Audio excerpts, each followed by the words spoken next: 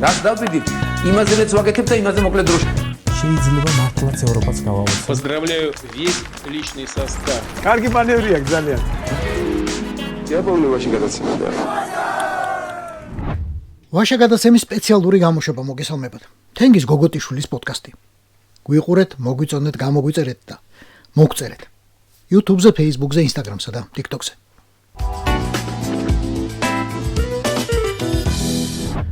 თელი მსოფლიო სულ განაბული ელოდება 9 მაისს და მოსკოვის პარადს. და თელი მსოფლიო გულშემატკივრობს უკრაინულ ფლამინგოებსა და FP9-ებს. რამდენიმე მაინც რომ გაარღვიო საჰაერო თავდაცვის 12 ეშელონი. 12. და სადმე რამე გემრიელს რომ მოხდეს. არ გულშემატკივრობს მხოლოდ ორი პარტია. ეძინა ერასია კავკასიონს იქით და ქართული ოცნება კავკასიონს აქეთ. ზუსტად ამ სააღლუმოთ პუტინმა ახლა გამოცვალა საჰაერო კოსმოსური ძალების სარდალი, რომელსაც ექვემდებარება თელი საჰაერო თავდაცვაც. ვიქტორ აბზალოვის ნაცვლად დანიშნა გენერალ-პოლკოვნიკი ალექსანდრე ჩაიკო, რომელიც ადრეს арлობდა რუსულ კონტინგენტს სირიაში, შემდეგ კი იმდენად გამოიჩინა თავი ბუჩაში უდანაშაულო ადამიანების ხოცვით, რომ ევროკავშირის სასანქციო სიაში მოხვდა და, რა თქმა უნდა, რუსეთის გეროის წოდება დაიმსახურა ორდენით. ახლა ეს კაცჭამია თავისი ორდენიანი მკერდით უნდა გადაეფაროს მოსკოვსაც და ყველაფერ დანარჩენსაც, რასაც უკრაინა ურახუნებს და ურახუნებს. მხოლოდ აპრილში უკრაინამ 20-ზე მეტი შეტევა მიიტანა რუსეთის ნავთობ ქარხნებზე. იერიში ზოგი 3 ღამე გრძელდებოდა, ზოგი 4. დააზარალდა 10-მდე ქარხანა. ამათგან ნახევარი უბრალოდ გაჩერდა, რადგან წარმოება შეუძლებელი აღმოჩნდა.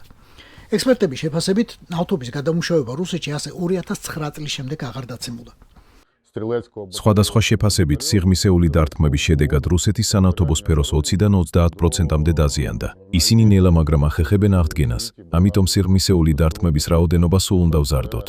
ეს მთელი ალიაბალია, რატომაც ურეკავდა პუტინი ტრამპს და ეხვეწებოდა იქნებ ზელენსკის და მის შუამდგომლო, რომ 9-ში პარადის ჩატარება მაცადოს და 10 მაისიდან ისევ გავაგრძელებ ბავშვების ხოცვას უკრაინაშიო.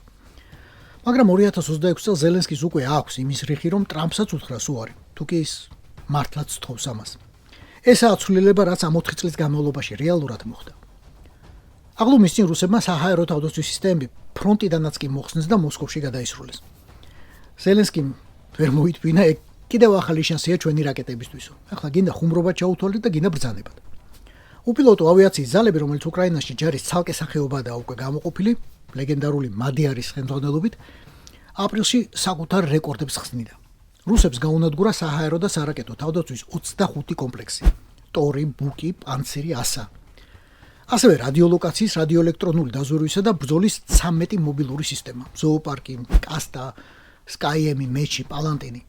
ამ ყველაფრის საერთო ღირებულება მინიმალური ფასებით $1.1 მილიარდია.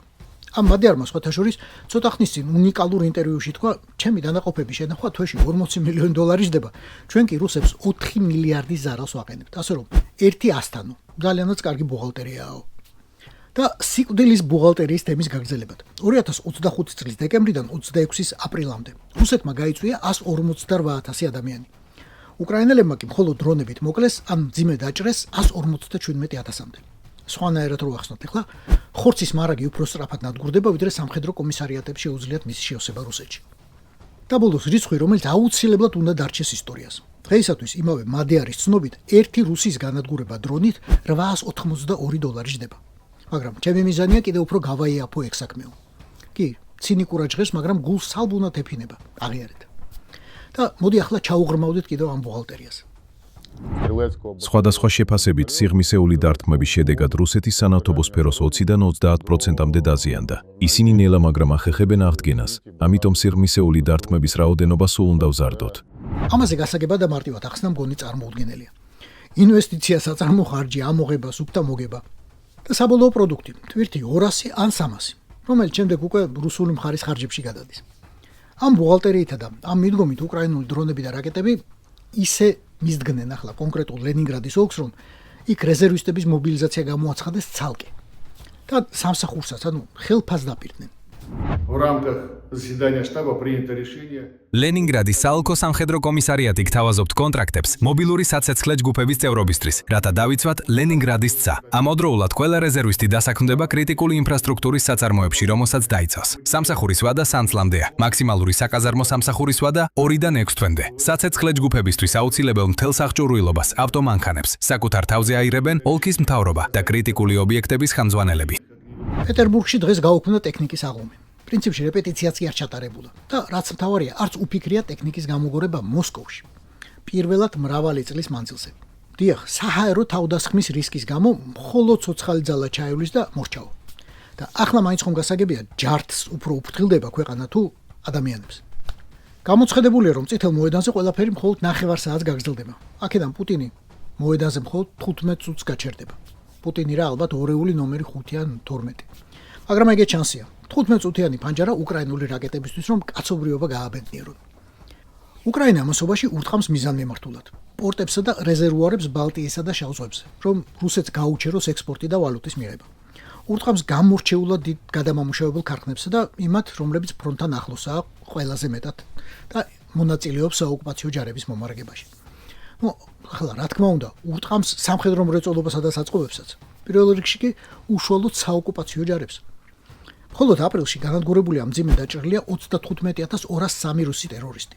ეს უკრაინის გენერალური შტაბის მონაცემია და ბევრ მათგანს მიწვდნენ ფრონტის სიღრმეში, 20 და მეტი კილომეტრის დაშორებით. აპრილის თვეში და ესეც გენშტაბის მონაცემია, ასეთი დარტყმა 2-ჯერ უფრო ხშირი იყო ვიდრე მარტში და 4-ჯერ უფრო ხშირი ვიდრე თებერვალში.